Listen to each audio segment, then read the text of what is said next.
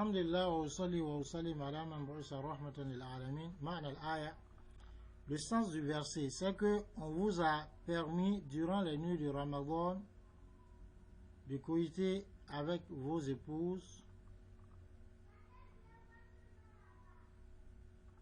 et le fait que vous les avez mariées, cela est semblable à un vêtement pour vous, ou vous les mariez, et vous aussi vous êtes pour elles un vêtement.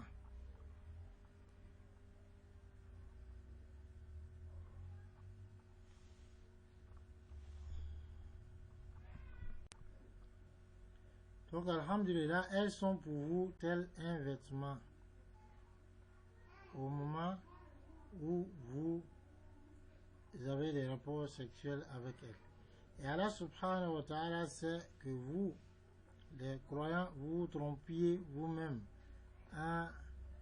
vous trahissiez vous-même par la désobéissance d'Allah.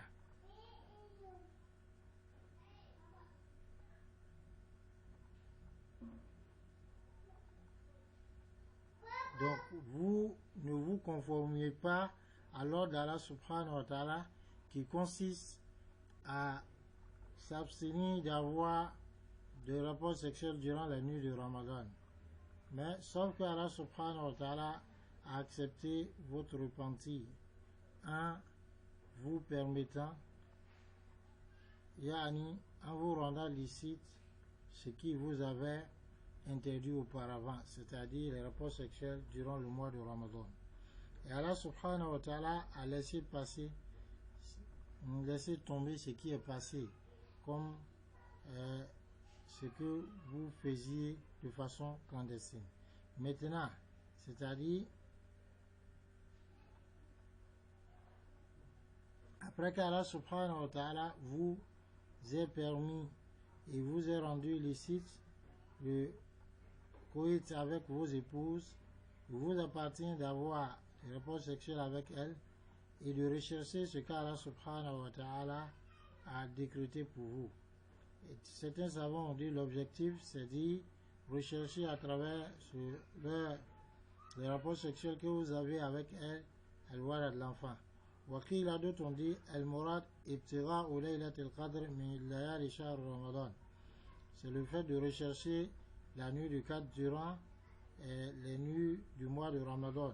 Il ne vous appartient donc pas de vous préoccuper du goût du rapport sexuel au détriment de la recherche de la nuit des 4. Et à partir de ce moment, vous allez manquer ou vous allez rater sa récompense. D'autres ont dit, quand on dit rechercher ce cas-là vous a prescrit, c'est la recherche de la facilité et de la largesse. D'autres ont dit autre chose. On vous a permis donc de manger et de boire à tout moment que vous voulez durant la nuit, jusqu'à ce que apparaisse et que puisse se distinguer la blancheur du jour de la noirceur de la nuit. Et à partir de ce moment, il vous est rendu obligatoire de vous abstenir de manger, c'est-à-dire à partir du moment où la noirceur de la nuit se distingue de la blancheur du jour. Donc il vous est obligatoire de vous abstenir de manger, de boire et de rapports sexuels jusqu'au coucher du soleil du jour qui suit. Wala tujami'u nisa'akum, c'est le jour dans lequel vous serez déjà à l'aube, puisque quand on est avant l'aube, tout ça c'est la nuit. Donc voilà pourquoi on dit du jour qui suit. Il dit, et n'ayez pas de rapports sexuels avec vos épouses au moment où vous faites le itikaf, la retraite de contemplation, le ibada, de l'adoration, fi buyutillah, dans la maison d'Allah. Et ce qu'Allah vous a clarifié comme règle dans ce verset, comme l'interdiction de manger, de boire, du rapport sexuel durant la journée du jeûne et autres règles parmi les interdits, Allah subhanahu wa ta'ala vous les a fait connaître Et Allah subhanahu wa ta'ala vous les a clarifiés, ô vous serviteurs,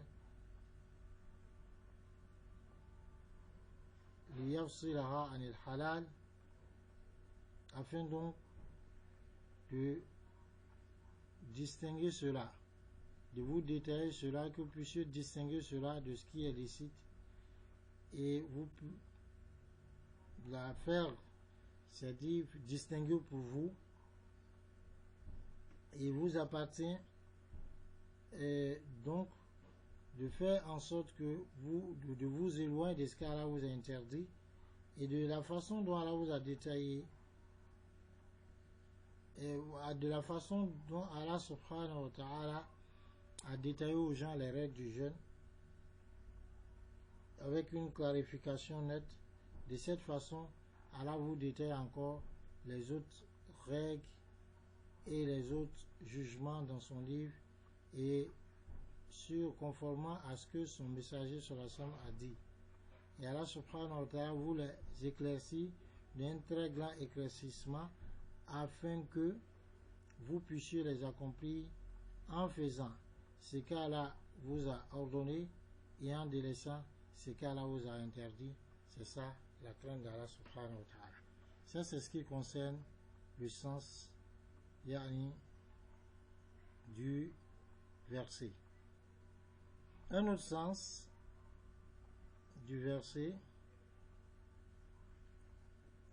le Cheikh Abdurrahman bin Nasir As-Sa'di dit, en commentant ce verset,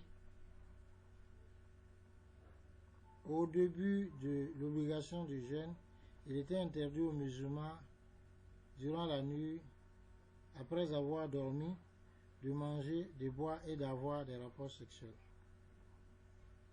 Donc cela a été rendu pénible pour certains. Allah subhanahu wa ta'ala a donc allégé cela pour eux et leur a permis durant la nuit du Ramadan de jeûne tout ceci, c'est-à-dire le fait de manger, de boire, d'avoir des rapports sexuels. Et ceci est égal qu'ils aient dormi ou pas.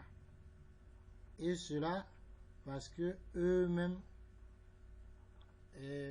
se faisaient du tort à eux-mêmes en se trahissant, en délaissant une partie de ce qu'on leur a ordonné.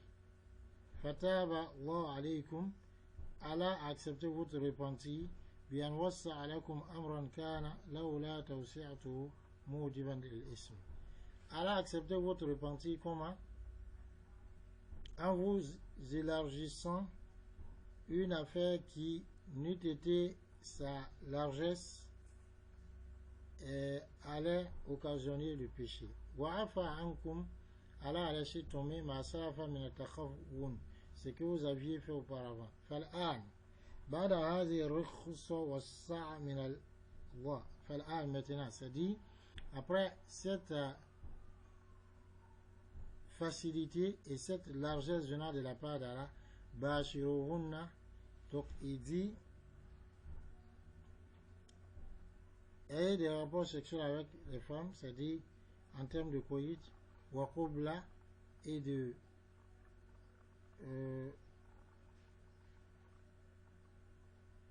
du fait de les embrasser, wa lamsa, le fait donc des caresses, wa ghayru zalik et autres, qui fait partie du rapport sexuel. Ayez tout cela, wabtagu ma kataballahu lakum, recherchez ce qu'Allah vous a inscrit pour vous.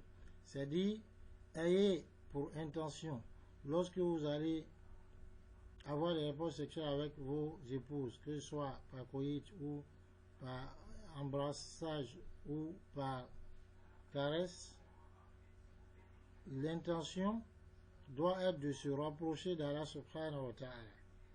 Et la plus grande de se rapprocher d'Allah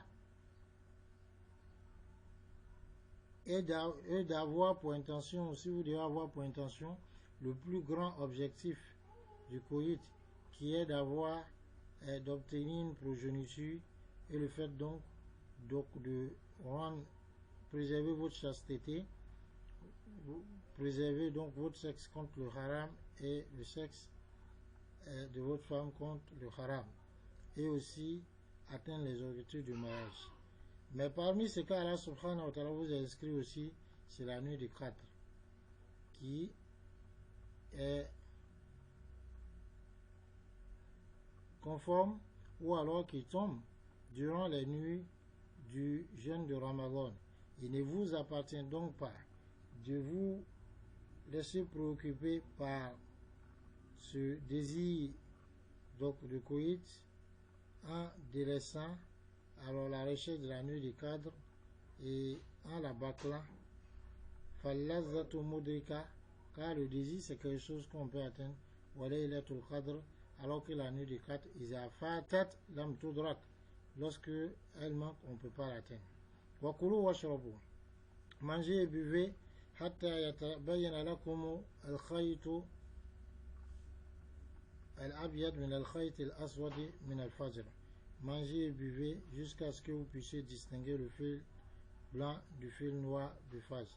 هذا غاية للأكل والشرب والجماع. وفي أنه إذا أكل ونهره شاكا في طلوع الفجر فلا بأس عليه. On dit hatta jusqu'à ce que. Donc jusqu'à ce que. Donc c'est mis pour le manger, la nourriture, le manger, la boisson et le rapport sexuel. Donc il y a en cela le fait que si vous mangez ou bien vous faites autre chose de cela, en doutant sur le fait que alors le fajr, l'aube est apparu ou pas, fala ba's, il n'y a pas de mal. Wa fihi dalilun ala istibab as-suhur lil amr. Il y a ici une preuve